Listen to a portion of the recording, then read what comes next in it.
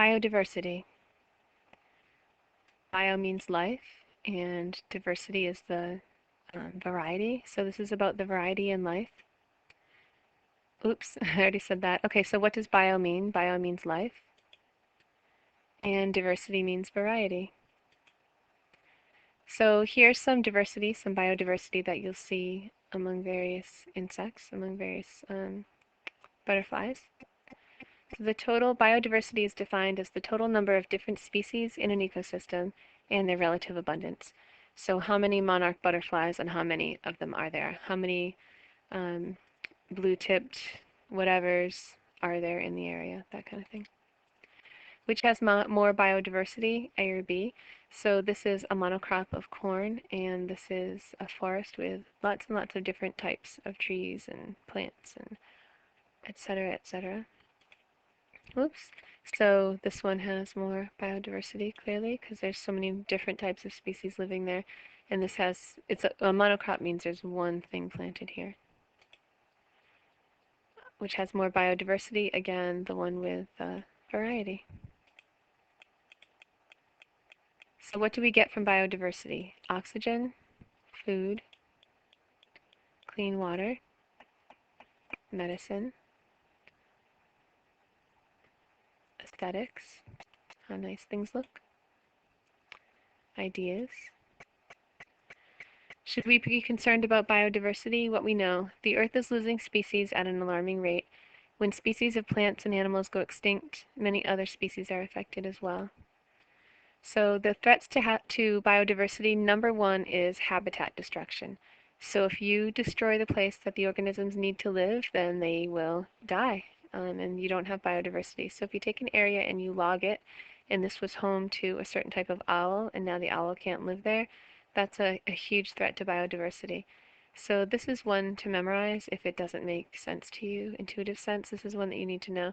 Threats to biodiversity, the number one thing is habitat destruction. And the thing that happens is as the human population gets bigger and bigger and bigger, we're taking over lots and lots of areas and clear cutting lots and lots of trees, and that destroys habitat, which threatens biodiversity. Another threat is pollution. And invasive species means a species from another area that kind of takes over the new area. Another one is global climate change. If the temperature of the entire planet goes up, let's say 5 degrees Celsius in a short period of time, like a couple hundred years, there's a big threat to biodiversity there because plants and animals, especially at the equator, are used to a very stable temperature level. And when the temperature goes up that dramatically, that fast, the species can't evolve fast enough, and they'll just die. Another threat is exploitation. So you kill an animal just because you want to have parts of it for whatever, for medicine or something. So you're overusing. So threats to biodiversity, you can see here habitat degradation or destruction is the first thing.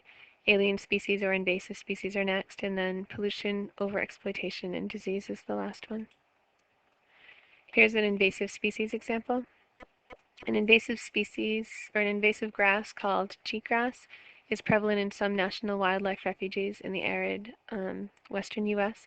So here's cheatgrass, and it causes more frequent and hotter fires, and those fires cause cheatgrass to grow that much faster. So this is a grass from somewhere else, and it came in and it actually does better than the native species, and it's taking over so much so that lots of the other species, not just one, but many, many other species can't exist there anymore. So as cheatgrass grass dries out, it becomes highly flammable and acts as fuel for wildfire.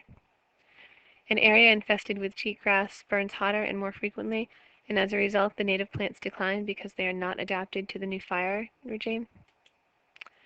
As more native vegetation burns, the cycle continues. Cheatgrass moves in, it becomes established, and the area becomes more prone to frequent and hotter fires, and so on and so on and so on. Endangered species. Endangered species are like fire alarms. They tell us about problems in our planet. So an endangered species is one that a plant or animal that is in immediate danger of becoming extinct and needs protection in order to survive. So these are all endangered species. A threatened species is a species that's likely to become endangered if it's not protected, and so these are all threatened species. It's because of habitat loss that spotted owls are threatened, for example. Extinct is when a species of plant or animal is no longer living. So the last of these birds died in 1987.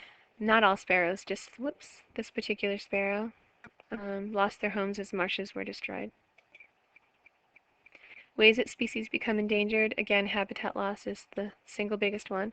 Unregulated or illegal killing or collection, pesticides or pollution, competition with other species, especially invasive species, and disease and predation.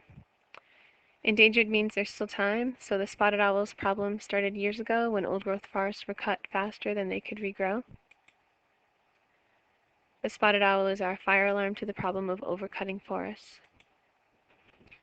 It's also because of habitat loss that the whooping cranes are endangered.